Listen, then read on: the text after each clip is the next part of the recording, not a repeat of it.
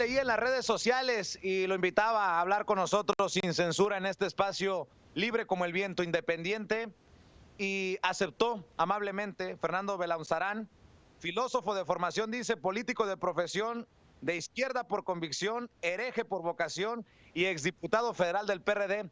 Por esa experiencia como exdiputado es que me llamó la atención lo que escribía en las redes sociales, Fernando, y le agradezco mucho que nos tome la llamada. ¿Cómo le va? Muy bien, Vicente. Para mí es un orgullo estar con ustedes, con tanto paisano allá en Chicago, en Estados Unidos. Estoy a sus órdenes, siempre es un privilegio. Pues le entraste ahí, Fernando, al tema de la CENTE y el CENTE y la SEP y la reforma educativa. ¿Cuál es tu opinión acerca de esto que está viviendo México y lo que al final termina ocurriendo? Sí, bueno, la verdad es que hay un conflicto muy fuerte, en gran medida acrecentado y escalado por la torpeza del gobierno federal, por un secretario de Educación que quiso hacer carrera política, proyectarse a la presidencia con mano dura, con cerrazón, pervirtiendo lo que había sido pues la reforma más noble del sexenio, que es la reforma educativa.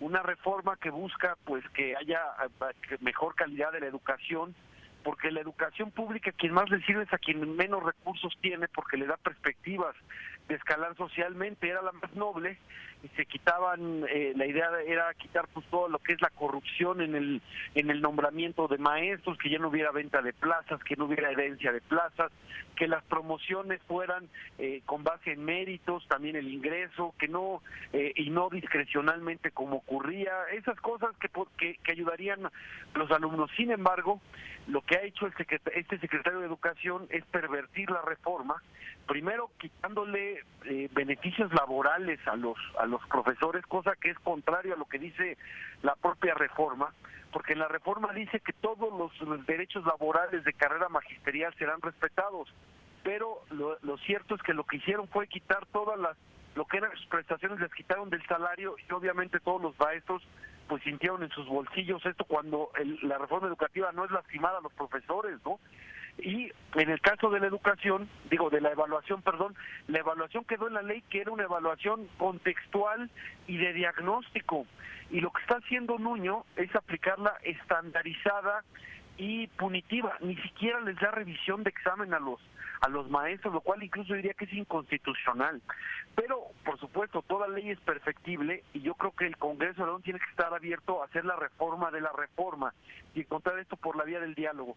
Y los hechos sangrientos de Nochistlán pues hablan de un pésimo manejo del asunto por parte del gobierno. La Policía Federal, que tenía que estar ahí disparando, ahí lo hicieron, ahora sí como decimos aquí, lo hicieron con las patas el operativo, y obviamente eso escaló el conflicto. Y bueno, ahora hay que buscar una salida, y yo llamo a las partes a que haya diálogo, a que haya flexibilidad, y que los acuerdos que se llegue pues no lastimen a quien debe ser el objetivo fundamental, que es los niños que tienen derecho a una educación de calidad.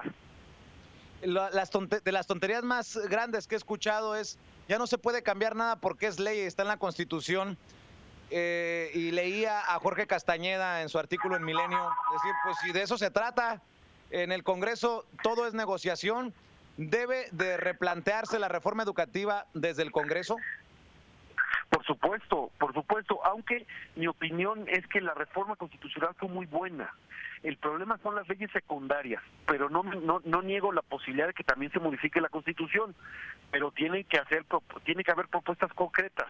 Lo que no puede ser es las dos posiciones intransigentes, de decir la reforma es intocada o debe ser intocada, o la reforma debe de ser abrogada.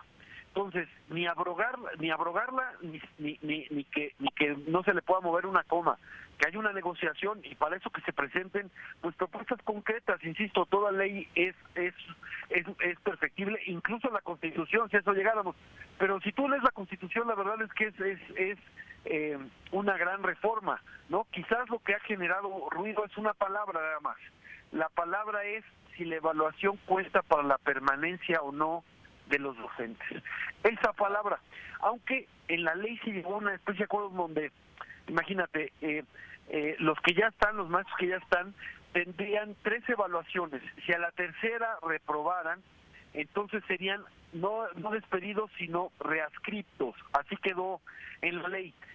Sin embargo, Nuño lo ha estado aplicando, amenazando a medio mundo, etcétera. Y hay muchas obligaciones que están en la ley que es el gobierno quien no las cumple. Por ejemplo, está en la ley que hay formación gratuita y tutorial para cada maestro hacia la evaluación. Pues ¿dónde está? No existe. Esa obligación no la cumple el gobierno. Está el asunto de la inversión en las escuelas, porque la evaluación también incluye no solo al maestro, sino a la escuela y el contexto. No están esos recursos. Quedó que se iba a fortalecer la educación normal para sacar buenos maestros de las normales. ¿Dónde está eso? No es cierto que haya habido inversión. Entonces, el gobierno no ha cumplido la reforma, pervierte la evaluación, la usa como mecanismo más que de castigo. No hay incentivos para los maestros. Se quedó que era el mérito lo que iba a dar las promociones, las direcciones, etcétera. No es cierto. Se siguen dando en muchos lugares por concesiones a los ya sea a los líderes sindicales o de las propias autoridades. Es decir, la corrupción sigue imperando a pesar de lo que fue la reforma. Entonces, yo creo que va a ser sano que haya una discusión en el Congreso y que no haya ningún dogma, que no haya ningún tema tabú, que todo se toque, y si está en la Constitución, pues que hagan una propuesta de redacción mejor y discutimos sobre propuestas en blanco y negro. Creo que eso sería muy positivo para todos, un gran debate educativo. La misma reforma educativa han dicho con mucha razón que es una reforma más bien laboral y no educativa. En el 12º transitorio de la Ley General de Educación establecimos la necesidad de discutir precisamente el modelo educativo, los planes y programas de estudios, las técnicas pedagógicas, todo eso estaba claro que se tienen que discutir, pues que se haga y que eso ayude a la educación, porque más del 90% de nuestros niños se educan en escuela pública y tenemos un gran problema de desigualdad. La educación pública es básica para combatir la desigualdad porque le da mejores probabilidades a los niños, sobre todo de escasos recursos. ¿Sabes por qué no hay apuro, no hay prisa por resolver estas cosas pedagógicas? Porque los hijos de muchos de ustedes, los políticos, la clase política, no va a escuelas públicas, van a escuelas privadas. Exacto. Y tú sabes a qué me refiero, ¿no? Exacto, diste en el clavo. Hay mucha gente que prefiere que esto no cambie y que siga siendo mediocre la educación pública porque sus hijos van a otra, ¿no? Y no entienden la gran importancia que tiene la educación pública para darle oportunidades a quien más necesita oportunidades, ¿no? Hay quienes prefieren quedar bien con la clientela, porque la clientela son los que votan, porque los niños pobres no votan, ¿no? Entonces, ni cierran calles, ni eso. Entonces, esos son los grandes olvidados. Claro que tienen derecho a una educación de calidad y es correcto que haya cierta exigencia. Si quieres que yo te defina cuál es mi posición, la definiría con 2 frases. Todos los derechos para los maestros cumpliendo todas sus obligaciones. Porque si cumplen todas sus obligaciones bien, habrá mejor educación. Y claro, el Estado tiene que dar las condiciones para que eso sea posible. Entre ellos esta formación gratuita que está en la ley que no cumplen. Y es muy importante que se salga de la posición de todo o nada. Que se quite la abrogación y que quiten que la ley es intocable. Vayan y que se hagan las propuestas puntuales de cómo mejorar la educación porque lo que es el otro riesgo es que a este río revuelto se quieran regresar los privilegios. ¿Y qué son los privilegios? Pues esto que se hacía, las ventas de plazas, las herencias de plazas, que un maestro que un maestro podía faltar todo lo que quisiera, no había ninguna sanción, porque si el sindicato no firmaba la falta era como si no existía, ¿no? Entonces sí, no, hay muchas cosas que mejorar. Claro, urge mejorar, porque solo vamos a ser mejores si tenemos mejor educación. Eso es elevar el nivel cultural de nuestro pueblo es necesario para mejorar y sobre todo para darle oportunidades a quien más necesita oportunidades, porque la educación pública nos iguala, ¿no? Y esa debería ser, por eso, quien más necesita una educación pública de calidad son los que menos tienen. Ese debería ser nuestro principal compromiso, que los que menos tengan una educación de tan buena calidad como los que más tienen. Ese es el gran reto que tenemos, y para eso pues tenemos obviamente que hacer exigencia, pero respetando los derechos laborales, que los maestros tengan buenas condiciones, por supuesto, y quien ha hecho todo esto, otra vez, perdón la expresión, con las patas es Nuño. Nuño es el primero que ha incumplido la reforma educativa y es el que ha pervertido la educación y el que ha escalado todo esto. La reforma educativa no era para lastimar las condiciones laborales de los maestros.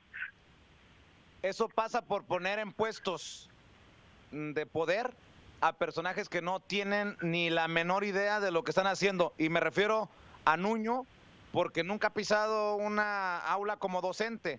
Y para poder ser secretario de Educación Pública creo que tienes que tener esa experiencia, si no, nos encontramos en estas situaciones. Sí, claro, y nunca ha estado en una escuela pública tampoco, ¿no? Nunca pasó por ahí, ¿no? Y más que nada pensaba que su camino a la presidencia de la República era blandir la espada y hacerse el de la mano dura y el rígido, etcétera, pero pues lo que consiguió fue generarnos un conflicto de inmensas proporciones y que tiene pues en vilo, en mi opinión, lo más importante, que es la educación de los niños. Entonces, Fernando, déjame decirle... bienvenida a la... Déjame decirle a nuestra audiencia, perdóname, que estamos platicando con Fernando Belaunzarán, exdiputado federal del PRD, con quien tuvimos ahí ya un inicio, un conato de plática a través de las redes sociales por algo que subía él en Twitter que me pareció muy interesante. Y va en este sentido. Hablas de diálogo. ¿Con quién? Porque la SEP no quería discutir nada con la CENTE, la Coordinadora Nacional de Trabajadores de la Educación, y la CENTE le está dando hasta con la cubeta, con las manifestaciones, los cierres de carreteras, al gobierno del presidente Enrique Peña Nieto y al comandante Nuño, como le han llamado, o algo por el estilo. Ahora al sargento Nuño. El CENTE, el sindicato, al tema.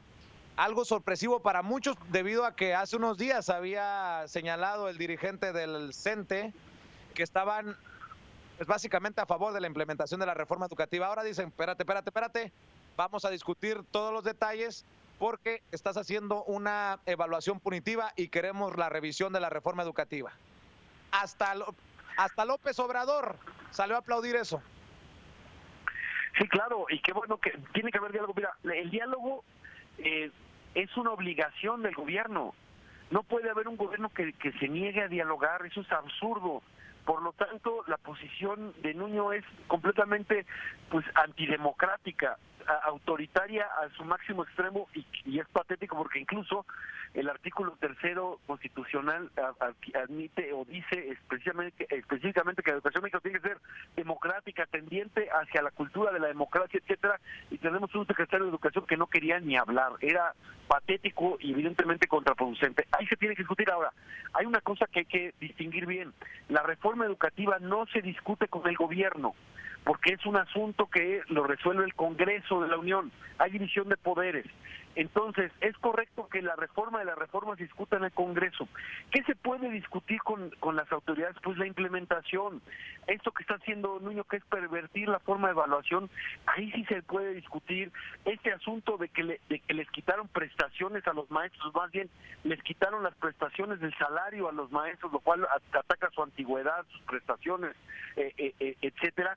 Eso, por supuesto, que también se puede aclarar y resolver con el gobierno, con el Poder Ejecutivo.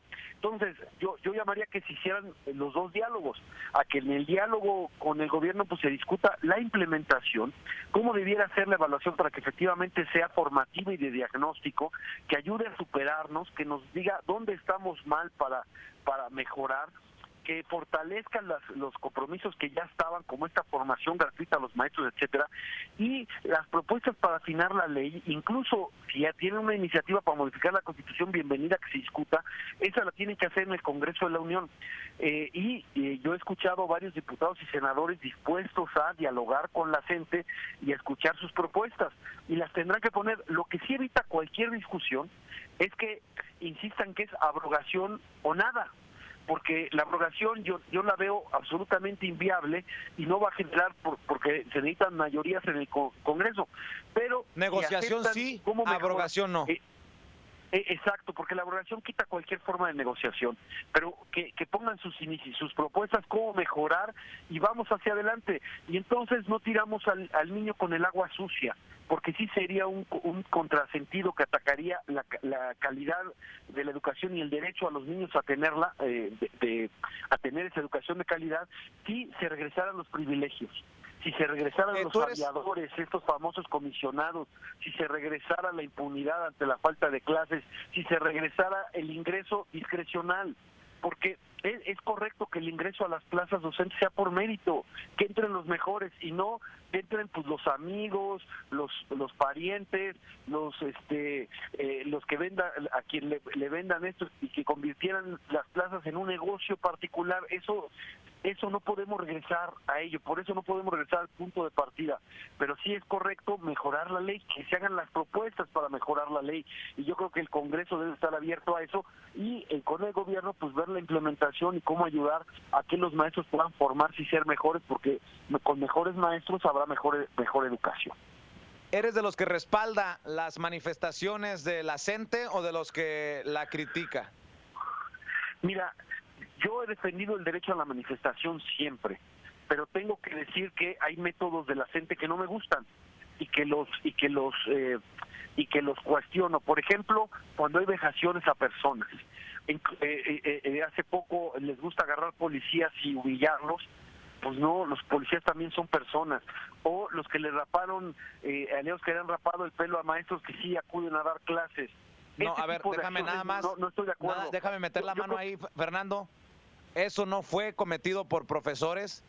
Te tengo que parar ahí porque yo he platicado con profesores que fueron rapados y me dicen, quiero nada más dejar en claro que no fueron colegas, no fueron compañeros profesores los que hicieron estas estas acciones. No tiene razón, Vicente, es que en las protestas magisteriales no solo están los maestros, también están organizaciones afines. Entonces, estas fueron organizaciones afines. ¿Ha habido humillaciones que han hecho los maestros en particular, Vicente? Sí, por ejemplo, unas muy claras, te acordarás en Guerrero, que sacaban a marchar a las personas con pancartas humillantes hacia ellos, ¿no? O con periodistas también, eso lo hizo la CEPEG hace un par de años. O sea, no ha sido la primera cosa que han hecho, primera vejación, ese tipo de cosas que parecen como de la Revolución Cultural China, ¿no? A lo mejor esa es su inspiración, de que las personas se humillan en plaza pública acá, me parece aberrante. Y creo, oye, Fernando, que... Fernando, Sí, perdón, sí, pero déjame decirte, yo también he criticado aquí algunas cosas que no me gustan, que me parecen excesos, pero de fondo, de raíz, creo que la CENTE, la coordinadora, está en pie de lucha por algo que es justo.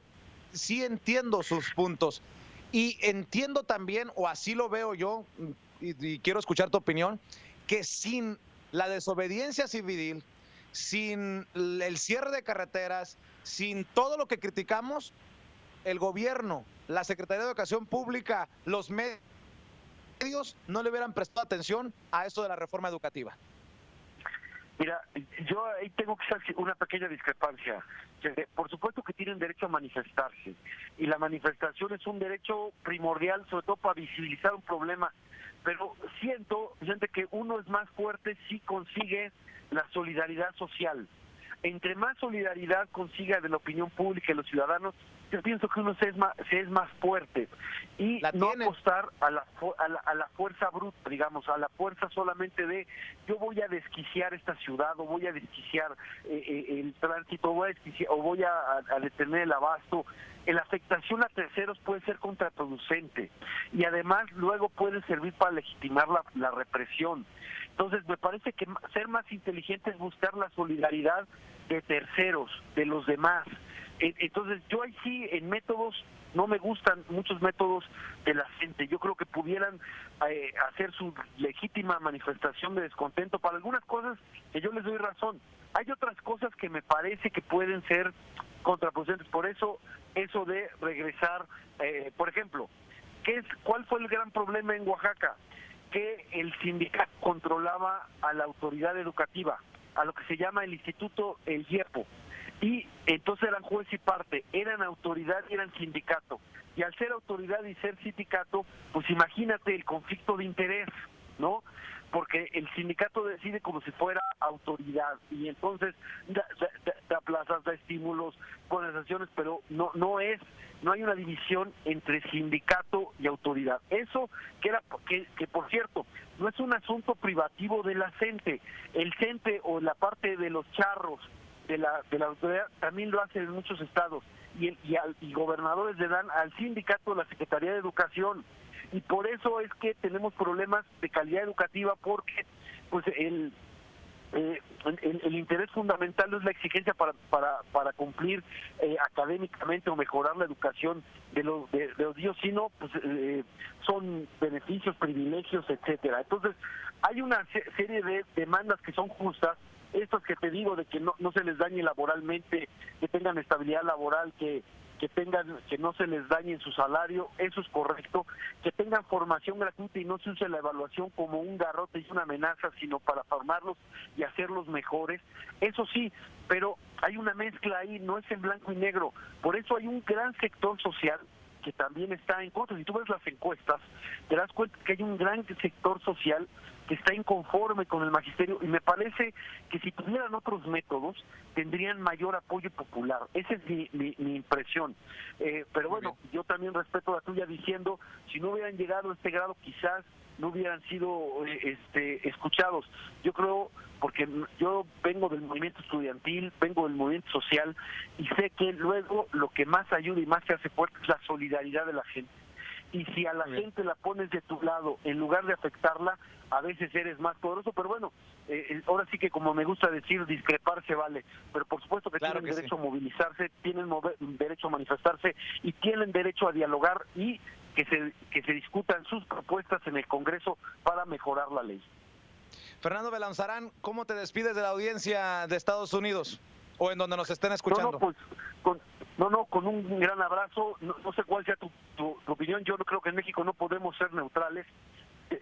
La peor amenaza para México y para nuestros paisanos es que un loco fascista como Trump llegue a la presidencia. Entonces, perdóname el atrevimiento, pero yo llamo a mis paisanos, a los latinos, a que no le den un solo voto a Trump, que se afilien y le den que le den el triunfo a Hillary. Sé que también hay críticas legítimas a Hillary, pero Hillary sería mucho mejor opción para ellos y para nosotros. Nos daría más tranquilidad que un loco fascista antiinmigrante como Trump. Discúlpame si es un atrevimiento, sé que no era el tema, pero no puedo ser neutral, porque imagínate un fascista al lado de nosotros que nos ve como enemigos, que estigmatiza a los latinos. Me parece que sería nefasto. Entonces, ojalá todos participen y nos quiten esa amenaza mundial que sería este loco de Trump. Disculpa si me excedí. El programa se llama Sin Censura, mi querido Fernando, así que todo es válido en este espacio. ¿A qué te dedicas? ¿En qué estás trabajando ahora que has dejado de ser diputado federal del PRD? Sí, mira, yo soy obviamente sigo estamos impulsando un gran frente amplio en México para el cambio. La verdad es que el PRI ha sido desastroso.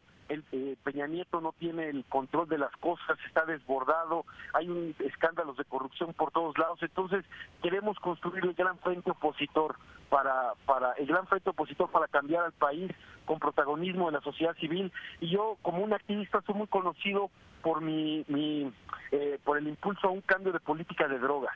La guerra contra las drogas ha sido nefasta para nuestro país. 151,000 muertos, dice la propia ONU, de 2006 a diciembre del año pasado, 26,000 desaparecidos, 1,5 millones de desplazados solo el sexenio pasado, forzosos por la violencia, decenas de miles de presos, violaciones a los derechos humanos. Acabemos con la absurda guerra contra las drogas.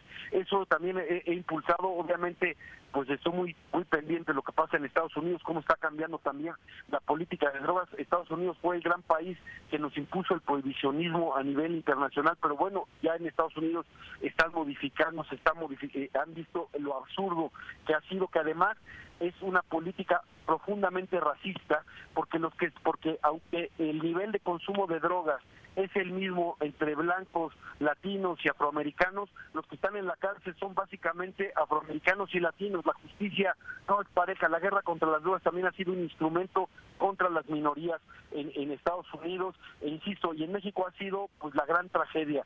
Mejor prevengamos, porque prohibir no es prevenir, prevengamos por supuesto las decisiones, pero formando personas libres que puedan ejercer su libertad con responsabilidad, y no lo que ha sucedido ahora. Insisto, que tenemos a muchos jóvenes que por buscar un poco de placer están en las cárceles, y eso me parece absolutamente injusto, cuando muchos de los que debieran estar en las cárceles están libres, porque en México hay un nivel de impunidad tremendo. Bueno, esa es una de las causas que soy un artista convencido. En eso participé mucho y estoy con la sociedad civil en toda la legislación anticorrupción y de transparencia.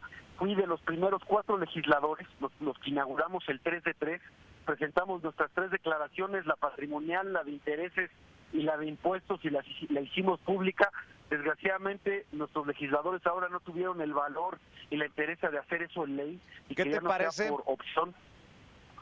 ¿Qué te parece si te invitamos nuevamente al programa para platicar largo y tendido de esos temas que son relevantes y que hemos seguido desde acá, desde esta trinchera? Cuando tú digas, aquí estamos con los micrófonos y las cámaras puestos.